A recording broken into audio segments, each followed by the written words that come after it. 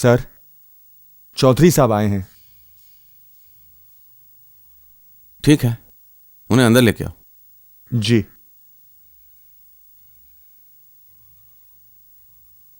समधी जी आए हैं और बहू अभी अभी नाराज होके गई है। तुम लोग बहू के पास जाओ। अरे चौधरी जी, नमस्कार। ऑफिस से आ रहे हैं या ऑफिस को जा रहे हैं?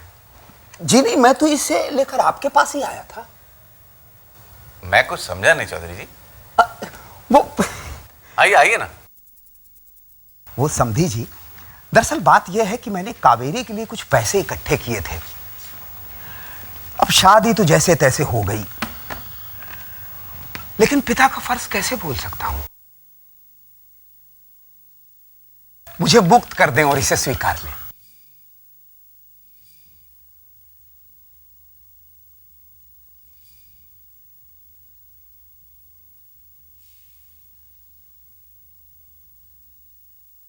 ये अब क्या कर रहे हैं चौधरी जी? जब शादी ही दस्तूर से नहीं हुई तो फिर लेन देन का सवाल ही नहीं उठता। मैं इसे नहीं ले सकता। नहीं समधी जी, नाराज ना हो। ये तो मेरी तरफ से छोटा सा उपहार समझिए। कावेरी की चीज है, कावेरी के घर रहे तो मुझे अच्छा लगेगा। देखिए, बात आपको या मुझे अच्छा लगने की नहीं है। शादी लड़का और लड़की की मर्जी से हुई थी। आप और हम तो उसमें शामिल भी नहीं थे, इसलिए ये सब रहने दीजिए। वाह समधी जी वाह, आप जैसा आदमी न देखा है न देखूंगा। क्या उत्तम विचार है। नमस्ते अंकल जी। खुश रहो बेटा। कावेरी नहीं दिखाई दे रही है। जो अपने कमरे में ही होगी, वो बुला देता हूँ अभी। मैं उससे मिला हूं। जाइए ना, आप ही का घर है। बेटे, अंकल को भाभी के पास ले जाओ। जी आइए अंकल। चलो बेटा।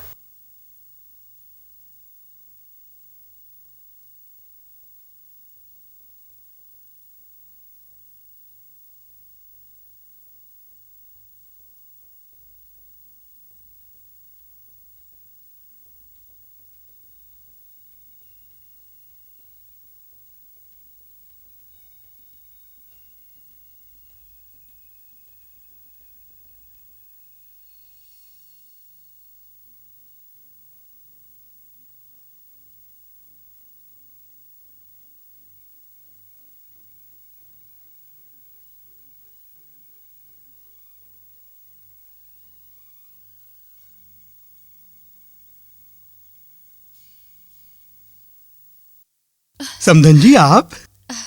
सॉरी, मैंने तो आपको देखा ही नहीं था। बड़ी लंबी उम्र है आपकी।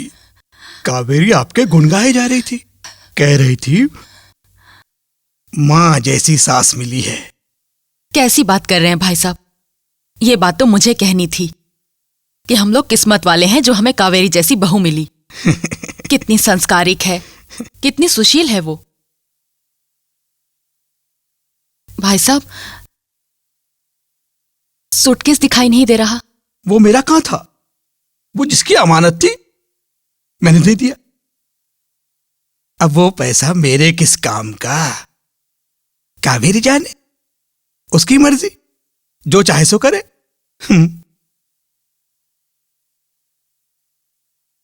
क्या हुआ समधन जी? वो पैसे तो आप हमें देने वाले थे ना? चाहता तो मैं भी यही था, लेकिन नरपत जी ने मना कर दिया।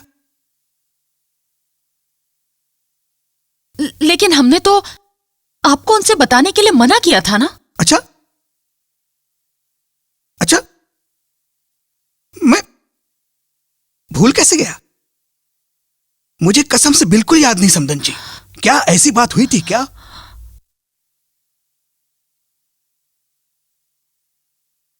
कोई बात नहीं समधन जी, आपकी अमानत आपके घर में ही है। बहू का पैसा आपका पैसा।